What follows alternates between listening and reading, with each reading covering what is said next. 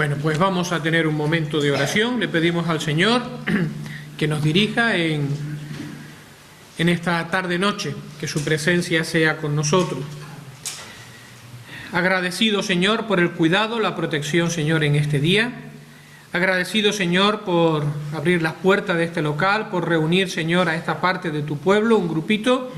Pero deseamos, Señor, que verdaderamente este tiempo sea un tiempo fructífero, un tiempo de provecho delante de ti, con tu palabra, pero también, Señor, con la oración, expresando las necesidades de tu pueblo delante de ti. Gracias por habernos traído. Gracias, Señor, por los hermanos que se conectan a través del Zoom.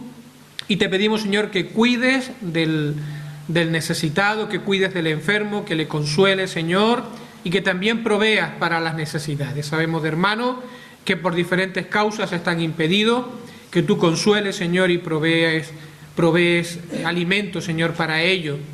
Pero también, Señor, si hay negligencia en nuestros corazones, que tú nos sacudas, Señor, con tu Espíritu, para que entendamos lo bueno y lo importante que es reunirnos y estar juntos delante de tu presencia. Gracias, Señor, por reunirnos en el nombre de Jesús. Amén. Amén. Bueno, pues la lectura que quisiera tener para empezar está en Deuteronomio, en el capítulo 6.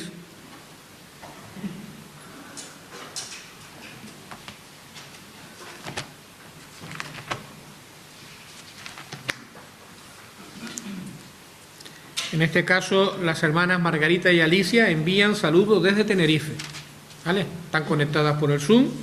Mañana por la mañana, en la voluntad del Señor, ya están aquí, ¿vale? Por eso no están presentes con nosotros. En Deuteronomio capítulo 6 vamos a leer los versos que van desde el 4 hasta el 11.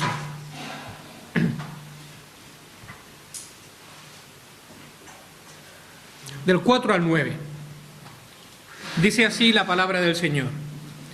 Oye Israel, Jehová nuestro Dios, Jehová uno es, y amarás a Jehová tu Dios de todo tu corazón y de toda tu alma y con todas tus fuerzas, y estas palabras que yo te mando hoy estarán sobre tu corazón, y las repetirás a tus hijos, y hablarás de ella estando en tu casa y andando por el camino y al acostarte, y cuando te levantes, y las atarás como una señal en tu mano y estarán como frontales entre tus ojos, y las que escribirás en los postes de tu casa y en tus puertas.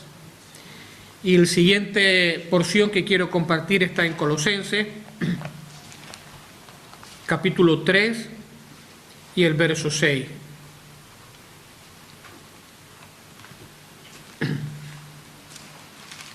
Colosenses capítulo 3 y verso 6.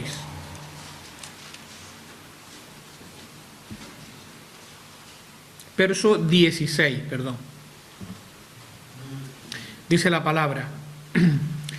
La palabra de Cristo more en abundancia en vosotros, enseñándoos y exhortándoos unos a otros en toda sabiduría, cantando con gracia en vuestros corazones al Señor, con salmos e himnos y cánticos espirituales. Estamos a día 8 de enero, ¿vale? O sea que aunque parezca que hace mucho tiempo, todavía estamos empezando el año. Así que podríamos decir que esta exposición es como la segunda parte de lo que ya estuvimos viendo el pasado domingo en la mañana. Los propósitos para este nuevo año que comienza. ¿Y cuál podría ser el mejor propósito para este nuevo año, que solamente lleva 8 días? ¿Cuál podría ser el mejor propósito que podríamos tener delante de nosotros? Lo acabamos de leer. Podría ser este: que la palabra de Cristo more en abundancia en nosotros. ¿Qué les parece? Que la palabra de Cristo more en abundancia en nosotros. Y mira qué cosas tan interesantes. Mira un momentito, Lucía. Mira lo que dice aquí. Dice la palabra de Cristo. Fíjense bien, la palabra de Cristo. No dice la palabra de un famoso, ¿vale? No dice la palabra de un artista, de un cantante de moda. Es que estas imágenes ya tienen unos cuantos años, son jovencitos, pero los conocen a todos. ¿Vale? Pero el texto no dice la palabra de un cantante de moda, ni dice la palabra de un deportista, ni dice que sea la palabra de un actor o de una actriz, ni dice que sea la palabra de un youtuber, tampoco dice la palabra de un contertulio, tampoco dice la palabra de un político famoso, un político de turno, un político carismático, tampoco dice el texto la palabra de un filósofo, tampoco dice la palabra de un científico, tampoco dice la palabra de un gurú, ni siquiera dice la palabra de un afamado expositor bíblico, ni siquiera dice eso. Lo que dice es la palabra de Cristo, la palabra de Cristo. Y cuando dice la palabra de Cristo se está refiriendo en primer lugar a las enseñanzas que los apóstoles transmitieron de parte del Señor, todo el testimonio que ellos dieron de parte del Señor, que habite en vosotros. Pero por extensión se está refiriendo a toda la Biblia, tanto en el Antiguo como en el Nuevo Testamento, puesto que es el Espíritu de Cristo, es el Señor Jesucristo, quien es el origen, quien es el centro y quien es el mensaje de toda la Biblia. Por lo tanto, la palabra de Cristo. ¿Pero qué se dice de la palabra de Cristo, hermanos? En primer lugar, se dice que la palabra de Cristo more en vosotros. More en vosotros. Y yo en su momento, cuando meditaba en esto, yo pensaba, por un lado, en el turista en contraste con el residente. ¿Saben cuál es la diferencia entre un turista y un residente? ¿Vale? El turista llega, el turista se entusiasma, el turista echa la foto y el turista se va y a lo mejor algún día vuelve. Pero el residente es el que queda, es el que mora y el que está viviendo o disfrutando del lugar donde está residiendo. Entonces hay dos maneras de relacionarnos con la palabra. Permiten que lo diga así. Por un lado podría estar la manera del turista. Es decir, la miramos, nos entusiasmamos, le echamos una foto, me gustó el versículo y después me voy y ahí quedó y a lo mejor algún día me vuelvo a relacionar con la palabra. Pero por otro lado está la relación que tiene el residente con el lugar. Es decir, aquí se dice que la palabra de Cristo more en vosotros. Es la palabra de Cristo morando. Y morar tiene que ver con permanencia. Tiene que ver con estabilidad.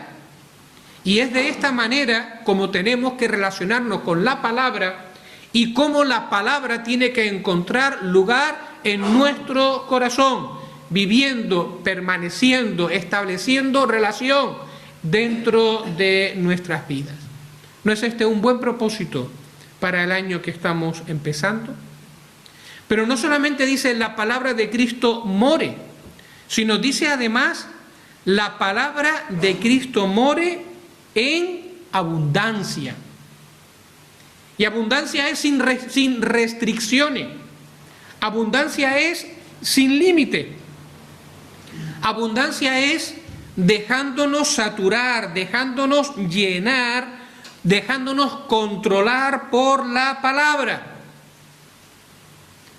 ¿Qué sentido tiene tener un invitado muy importante en tu casa y después condicionarlo al dormitorio y al salón y que no pueda moverse con libertad en la casa? ¿Tiene sentido que esa persona tan importante o tan valiosa vaya del dormitorio al comedor y del comedor al dormitorio? que no pueda habitar en toda la casa y no pueda llenar con su presencia todo el hogar. Pues de esa misma manera debería de ser la palabra en nuestros corazones, abundante, la palabra de Cristo abundante. Significa derramándose, significa llenando todas las habitaciones, llenando todas las áreas que hay en nuestra vida. Ahora, ¿qué es lo que ocurre si nosotros nos proponemos que en este año la palabra de Cristo more en abundancia en nosotros? ¿Qué puede suceder? ¿Qué es lo peor que te puede ocurrir? Pues te lo voy a decir, no tiene contraindicaciones. Que la palabra de Cristo more en abundancia en nosotros no tiene efectos secundarios negativos, sino más bien todo lo contrario, todo lo que va a traer a nuestra vida va a ser beneficio. Por lo tanto, es algo bueno el que pensemos en esto como un fin para este año que está empezando. ¿Sabes cuáles son los beneficios que va a traer la palabra de Cristo habitando en abundancia en nuestros corazones? Pues en primer lugar, va a ser un instrumento del Espíritu Santo en su lucha contra Satanás. Vas a tener victoria contra el enemigo de una manera más fácil. Mira lo que dice Efesios capítulo 6, verso 16. Sobre todo tomad el escudo de la fe con que podáis apagar todos los dardos de fuego del maligno, y tomad el yelmo de la salvación y la espada del Espíritu, que es la palabra de Dios. Vamos a tener victoria frente al enemigo, frente a Satanás. ¿Qué pasa si la palabra de Dios vive en abundancia en nuestros corazones? Bueno, pues que vamos a tener victoria en la lucha contra nuestra naturaleza caída, con ese viejo hombre que está dentro de nosotros. ¿Qué es lo que dice el Salmo 119 en el versículo 9? Salmo 119 y versículo 9.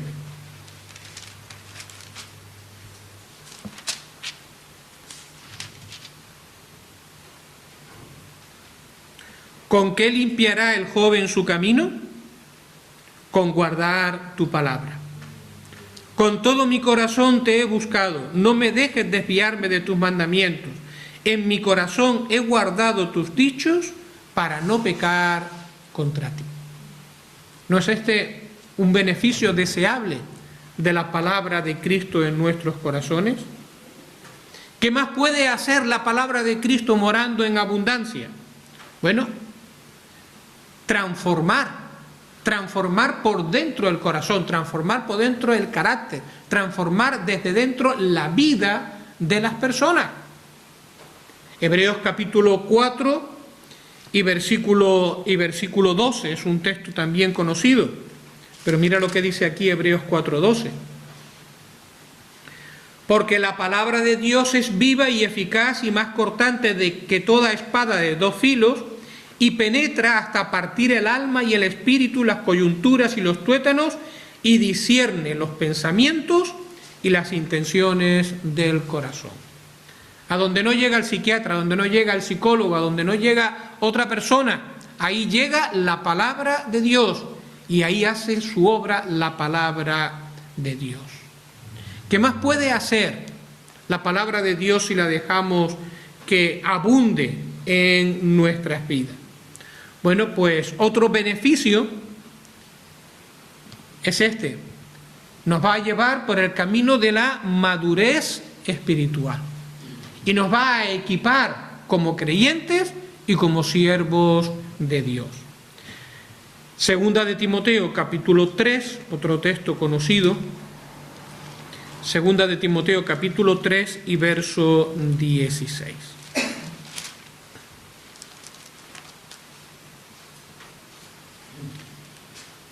Toda la Escritura es inspirada por Dios y útil para enseñar, para redarguir, para corregir, para instruir en justicia, a fin de que el hombre de Dios sea perfecto, enteramente preparado para toda buena obra. Que el hombre de Dios sea perfecto, enteramente preparado. Y todo ello por medio de la Escritura. Por lo tanto, ¿cuáles son los beneficios de que la palabra habite en nuestros corazones y de tomar en serio la palabra de Dios para nuestra vida como propósito en este año que todavía está empezando? Solo llevamos 8 días, todavía estamos a tiempo. Pero bueno, ¿qué beneficios hay? Muchos. ¿Y qué perjuicios? Ninguno. Poniéndolo en la balanza, ninguno, ningún perjuicio. Todos son beneficios. ¿Y saben ustedes quién es el primero que está interesado en que tú no tomes como prioridad la palabra de Cristo para tu vida? ¿Saben quién es el que está interesado? El que no quiere que lo hagamos. El único que sale beneficiado. Pues verdad, lo estás pensando, ¿verdad? Hablamos de Satanás. Hablamos del enemigo de Dios, hablamos del enemigo de nuestras almas. Él es el único que está interesado en que la palabra no habite en nuestros corazones. Él sabe por experiencia el poder de la palabra. Cuando se enfrentó al Señor Jesucristo, el Señor Jesucristo le dijo, escrito está, y se lo dijo por 3 veces. Y él sabe lo difícil que es tentar o obtener victoria sobre la vida de un hombre o de una mujer que ora, pero que está alimentado de la palabra de Dios, que la palabra de Dios mora de forma abundante en su vida.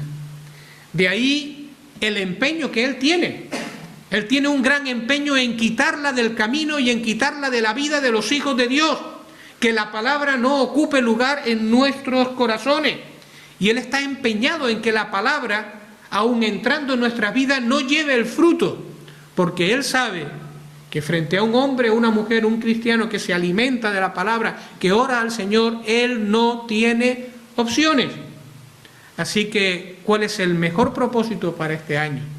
Que la palabra de Cristo more en abundancia en nuestros corazones. Lucas 8, bueno, en Lucas capítulo 8, no lo vamos a leer por amor al tiempo, pero es la parábola del sembrador. Y lo primero que hace el diablo con la palabra que cae en el borde del camino es quitarla, ¿verdad? Esa es su obra con nosotros, procurar quitar la semilla de la palabra para que no lleve fruto. Bueno, hemos mencionado cuál podría ser el propósito para este nuevo año, ¿verdad? La palabra de Dios morando en nosotros. Pero posiblemente no solamente nosotros tengamos buenos propósitos, o no solamente nosotros hacemos propósitos. ¿Sabes quién también hace propósitos para este año? Permítanme decirlo así. Sí, Satanás. El enemigo, el diablo, él también tiene propósitos para este año, que te incumben a ti y que me incumben a mí, evidentemente. Él también tiene cosas que quiere hacer y posiblemente sea más diligente que tú y que yo. ¿Qué quiere hacer el diablo en este año que acaba de empezar? Pues por lo menos vamos a nombrar 4 cosas que él quiere hacer. En primer lugar, que no le prestemos atención a la palabra de Dios, que la palabra de Dios no sea prioritaria en nuestras vidas. Eso es lo primero que va a intentar, o ya lleva 8 días de ventaja, lleva 8 días haciéndolo. Que la palabra de Dios no sea prioritaria en tu vida. Y para este menester no le hace falta que se aprueben leyes en contra de la Biblia, que se prohíba leer la Biblia en los espacios públicos, que no podamos repartir Biblias en los hospitales, no le hace falta secuestrar Biblias ni quemar Biblias como hacían en la Edad Media. ¿Sabe lo que le es suficiente, lo que le basta para cumplir su objetivo en este año que está empezando? Bueno, pues lo único que le hace falta es que tu agenda se llene de compromisos, tu agenda se llene de obligaciones, tu agenda se llene de compromisos con los amigos, con los vecinos, con el trabajo, que tu agenda se llene de diferentes afanes, Cosas que a veces son legítimas, pero que van a ir restando tiempo, restando oportunidad, restando deseo de leer, de estar con la palabra del Señor. Eso le es suficiente para lograr su objetivo y para ganar esta batalla. En Lucas capítulo 21 y verso 34, el Señor hace esta solemne advertencia: mirad también por vosotros mismos que vuestros corazones no se carguen de glotonería y embriaguez y de los afanes de esta vida, y venga de repente sobre vosotros aquel día. Cuidado que vuestros corazones no se carguen. Un cristiano afanado termina siendo un cristiano desnutrido, no alimentado de la palabra de Dios. Y un cristiano desnutrido es un cristiano débil. Y un cristiano débil es una presa fácil para el enemigo. Ese es su propósito, pero no el nuestro, ¿verdad? No el nuestro. En segundo lugar, que la palabra esté ausente de nuestros hogares. Que la palabra de Dios esté ausente de nuestros hogares. ¿Y cómo lo hace? ¿Tú sabes cuáles son las cosas que gobiernan las vidas de muchos hogares y a veces tristemente de muchos hogares cristianos? ¿Sabes qué cosa? La televisión, el Netflix, las telenovelas, las series, los programas rosas, los contertulios con sus cotilleos que enseguida nos hacen defender a uno, nos hacen defender a otro. Parece que a nosotros también nos va la vida con lo que le está pasando a fulanito o a menganito. Los youtubers, los videojuegos, las redes sociales, el Facebook, el TikTok, el Instagram, los likes, los seguidores, los chismes, incluso hasta los vecinos. Hasta los vecinos muchas veces parece que gobiernan o que son el centro de los hogares de muchos cristianos. Y si estas cosas están presentes, lo que no está presente evidentemente es la palabra del Señor. Hay en el Antiguo Testamento un texto, unos versículos que precisamente los hemos leído al comienzo de esta exposición y que de una forma gráfica nos ilustran cómo tiene que ser un hogar cristiano, cómo tiene que ser un hogar temeroso de Dios, donde la palabra de Cristo mora en abundancia. Y vamos otra vez a Deuteronomio capítulo 6.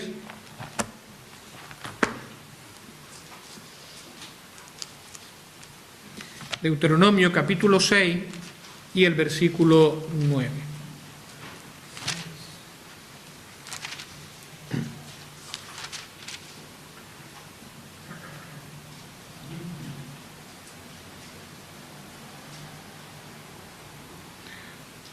Hablando de la palabra, los mandamientos del Señor, dice el verso 8: y las atarás como una señal en tu mano y estarán como frontales en tus ojos. Y ahora dice: y las escribirás en los postes de tu casa y en tus puertas. ¿Qué significa? Que tenemos que llenar toda la casa de versículos, todas las paredes. O sea, cuando entre, un texto grande ahí que se vea ahí en la entrada de tal. Cuando llego al salón, otro versículo grande que tal. Cuando llego al dormitorio, encima de la cama un versículo más, ahí bien colocado, y cuando mire para el frente que vea otro. Y de esa manera ya está la palabra presente en nuestros hogares. Ese es el sentido. Evidentemente no, ¿vale? Evidentemente no. Aunque es bueno si estos versículos que colocamos en nuestras casas nos sirven de recordatorio de que la palabra tiene que habitar en nuestros hogares. Un hogar donde la palabra habita es un hogar donde se lee la Biblia.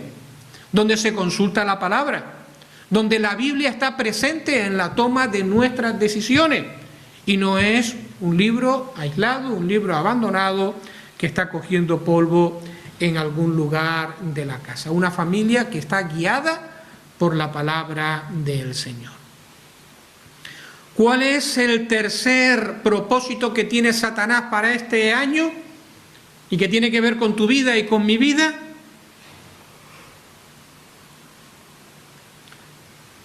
Que tengas en poco las reuniones de la iglesia local. Eso no tiene tanta importancia. Con una vez a la semana, ¿vas a decir algo? ¿Ah? Vale. Con una vez a la semana, si ya voy 2 veces, si con 3, y así sucesivamente, ¿no? Que las tengas en poco, que te resulten como algo de poca importancia. Se puede prescindir de congregarse, no pasa nada. Y si se acumulan domingo tras domingo que no puedo ir, pues no pasa nada. Eso al final tampoco es lo más importante en la vida de un cristiano. Y en este caso recordamos algo que hablábamos el domingo. ¿Se acuerdan de la ilustración del árbol? ¿Verdad? Un árbol que crece en solitario es un árbol que está expuesto a las inclemencias y está expuesto en solitario a las tormentas. Generalmente es un árbol que va a crecer torcido, que va a crecer con más deformidad que el resto. Y como consecuencia es un árbol que se arriesga a que en las tormentas pueda ser derribado con facilidad. Sin embargo, el árbol que crece en medio del bosque, el árbol que crece rodeado de otros árboles, generalmente es un árbol que puede crecer recto, que puede crecer erguido, que su madera por lo tanto es útil, y es un árbol que enfrente de la tormenta y de las pruebas, al estar guarnecido por el resto, es un árbol que va a soportar mejor las pruebas y es más difícil que caiga. Apliquémoslo a lo que es nuestra experiencia con la vida de una iglesia local o en medio de la congregación, o la necesidad que tenemos los unos de los otros. Solos vamos a fracasar. Es más fácil que el enemigo gane ventaja en nuestras vidas. Hebreos capítulo 10 y verso 24 y 25.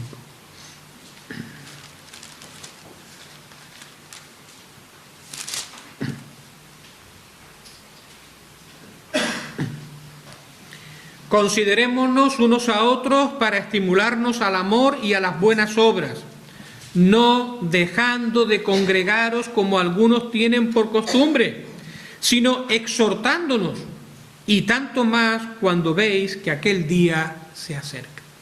El Señor viene. Dice, tanto más cuando veis que aquel día se acerca. No dejando de congregaros. Que cualquier cosa, cualquier circunstancia, cualquier asunto inesperado, que no te separen, hermano, de la comunión de los hermanos. Quien único gana en esa batalla, cuando no lo hacemos, es el diablo, es el enemigo. ¿Cuál es otro de sus propósitos para este año que todavía está empezando?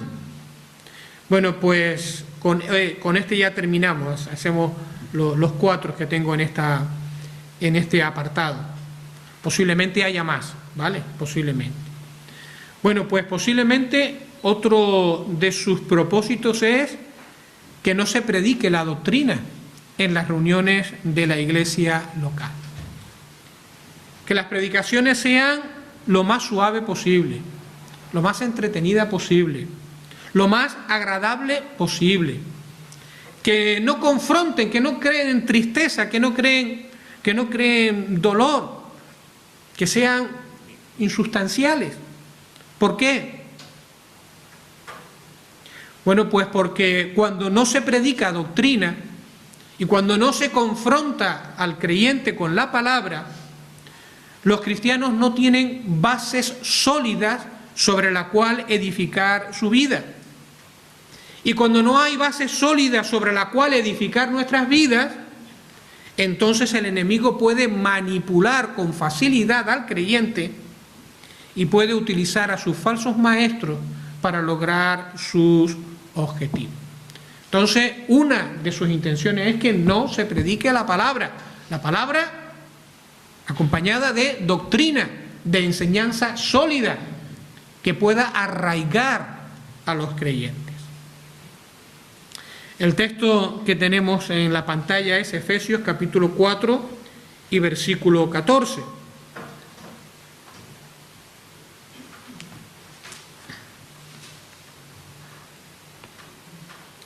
Esto es lo que hace la palabra de Dios habitando en abundancia, para que ya no seamos niños fluctuantes llevados por doquiera de todo viento de doctrina, por estratagemas de hombres que para engañar emplean con astucia las artimañas del error, sino que siguiendo la verdad en amor, crezcamos en todo aquel que es la cabeza, esto es, en Cristo. El propósito de Satanás es que seamos niños fluctuantes y llevados por doquiera de todo viento de doctrina. Por eso está en contra de la predicación expositiva, de la predicación de la doctrina, de una predicación que consuele, pero también que edifique y que confronte a los creyentes. Y en este punto yo tengo aquí 4 cosas que el diablo está de manera especial atacando en nuestros tiempos. Y sabe que hay que minar estas verdades bíblicas y que no se enseñen o que se pongan en cuestión en las iglesias. Y entre otras muchas, ¿verdad? Pues una de esas verdades bíblicas que el diablo quiere socavar a cualquier precio, empieza por la deidad de nuestro Señor Jesucristo. Yo no estoy seguro si Jesús es Dios, quizás no hace falta que Jesucristo sea Dios, y tampoco es tan importante la doctrina de la deidad, con el amor podemos suplir muchas cosas, en fin, toda una serie de disertaciones. Pero ¿saben por qué es importante la deidad de nuestro Señor Jesucristo? Porque si Él no es Dios, entonces todo lo que tiene que ver con la obra de la salvación tampoco se sostiene. Porque entonces ya su muerte en la cruz no tiene un valor universal, ya no tiene un valor infinito. Ya Él no puede morir por todos los hombres, ni rescatar a todos los hombres, porque su vida no es más que el resto de las vidas. Y si se cuestiona la salvación, ya después se cuestiona la obra de la cruz, y si realmente Jesucristo es sustituto, si no es sustituto, si todo lo podemos arreglar con amor, si todo lo podemos arreglar siendo mejor persona, y se diluye la esencia del Evangelio, la necesidad del arrepentimiento y de la fe para la salvación. Pues esto lo está haciendo Satanás en nuestros días, y es una batalla que él tiene dentro de nuestra mente, o quiere meter dentro de nuestra mente y de nuestros corazones. Otro tema importante de doctrina que cuestiona y que atacará de nuevo en este año son la inspiración de las Sagradas Escrituras, que la palabra viene de Dios y que por lo tanto como palabra de Dios es genuina, es digna de confianza, podemos consolarnos, podemos sostenernos en ella, y cuando la palabra de Dios afirma algo, podemos saber que eso es cierto y podemos estar firme en ello. Pero hay 2 cosas que a mí me llamaron especialmente la atención y las mencionamos también de manera rápida. Una de las cosas que Satanás quiere atacar y está atacando, desgraciadamente con mucha fuerza, y yo digo que incluso con éxito, es el retorno de Cristo.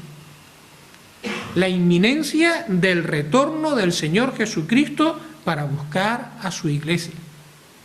¿Saben lo que he llegado a escuchar incluso en los youtubers, en los famosos? Que eso es doctrina diabólica, que viene del diablo.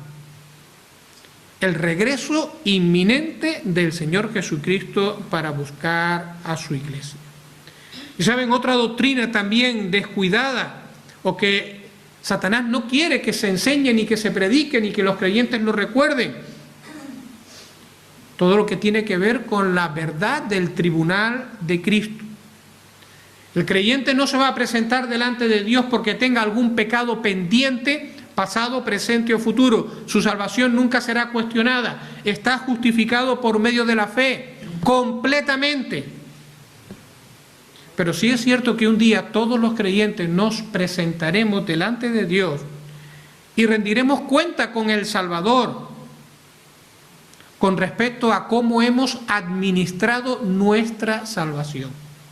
¿Qué hemos hecho con este don maravilloso de la salvación que Dios nos ha dado y que tenemos que administrar en este mundo?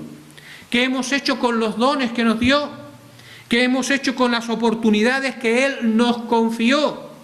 Y sobre todo, tendremos que dar cuenta. No se cuestionará la salvación. Seremos salvos así como por fuego, si es necesario. Pero un día tendremos que presentarnos delante de Dios. Y si no se predica de esto, bueno, pues también uno tiende a vivir de una manera más relajada, total. Tampoco va a pasar nada. Yo ya soy salvo y tengo ya todos los problemas arreglados. Romanos capítulo 14 y versículo 10. Romanos 14 y versículo 10.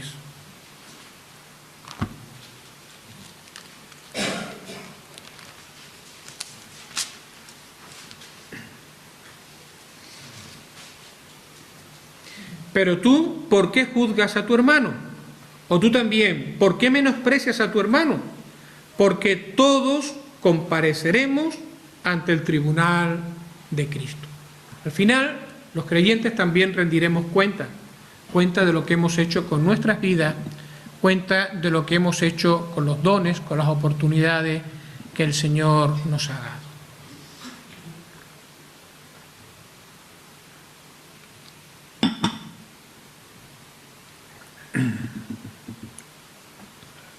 Mientras que en otro tiempo estas doctrinas ocupaban un lugar importante en la enseñanza y en la predicación cristiana, y eran por lo tanto un motivo para la santificación, un motivo para la consagración, una motivación para el servicio, una motivación para la evangelización, hoy están cayendo en el abandono cuando no están siendo atacadas de una manera bastante desagradable a veces. Y el único que obtiene ventaja es el diablo. El único que obtiene ventaja con estas luchas es el diablo. Para terminar, W.E. Vine, el autor del famoso diccionario ese de palabras griegas del Nuevo Testamento, él en uno de sus libros escribe de hasta 5 beneficios, o menciona 5 beneficios de vivir esperando la venida del Señor. 5 beneficios para nuestras vidas. Y el primero que menciona es que nos hace diligentes en el servicio al Señor. Primera de Tesalonicenses, capítulo 1, versículo del 8 al 10.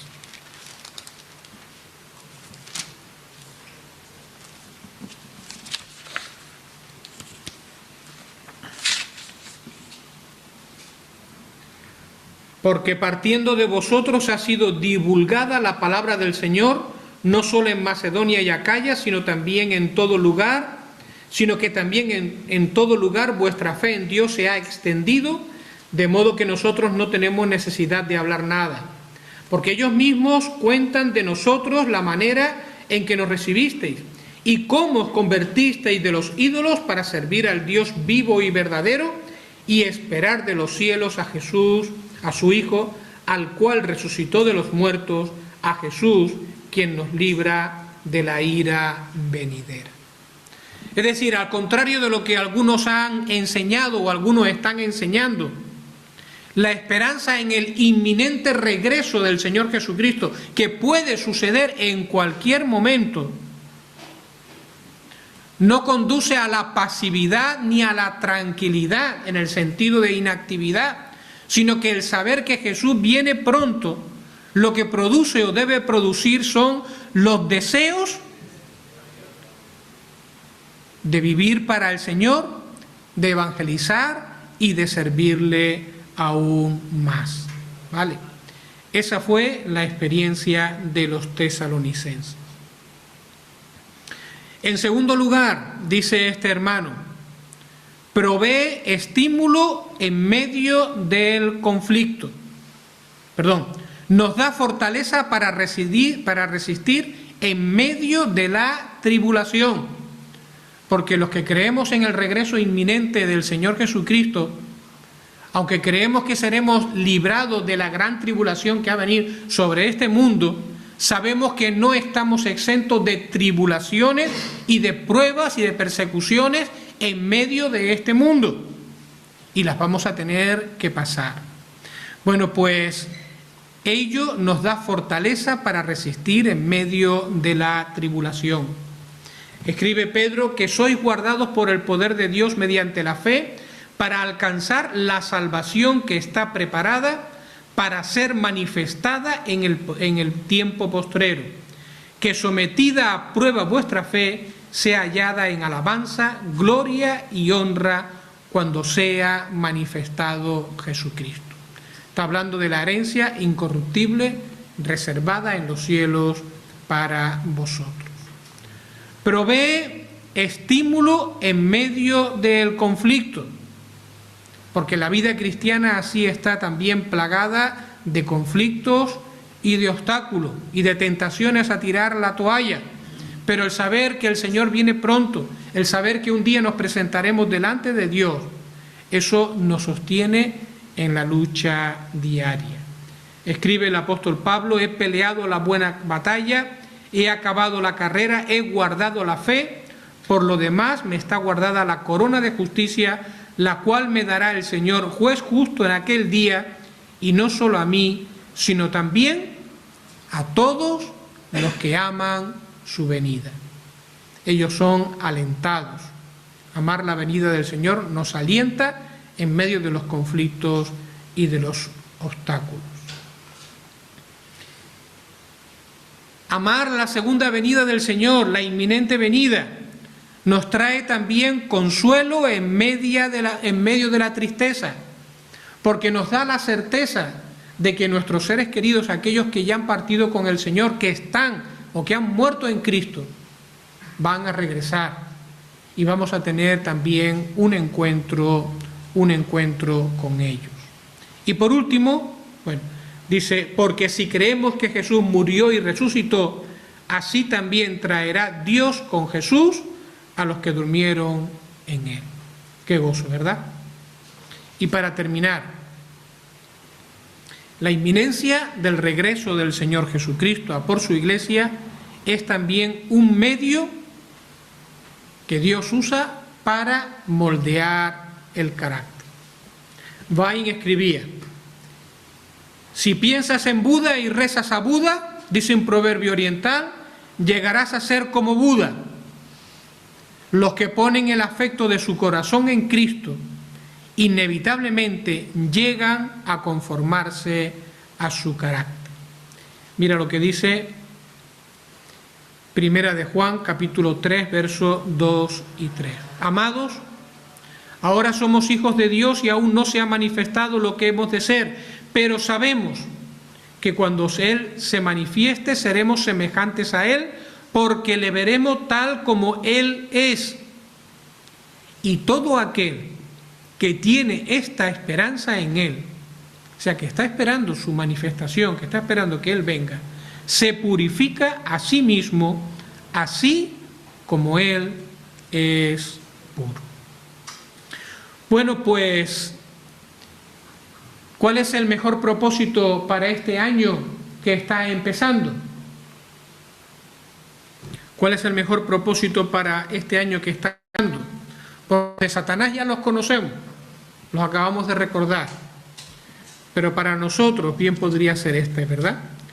Que la palabra de Cristo more en abundancia en nosotros. La palabra de Cristo morando en abundancia en nosotros y entre nosotros. Es decir, morando en nuestra vida, morando en nuestro hogar, morando en nuestros estudios, morando en nuestro trabajo, morando en nuestros negocios, morando en nuestras relaciones, pues en medio de nosotros, y presidiendo la vida de la Iglesia, la vida de su Iglesia. Y mientras esperamos que Él venga, todos trabajando en la obra del Señor. Pues que Él bendiga su palabra en nuestros corazones y no olvide este versículo.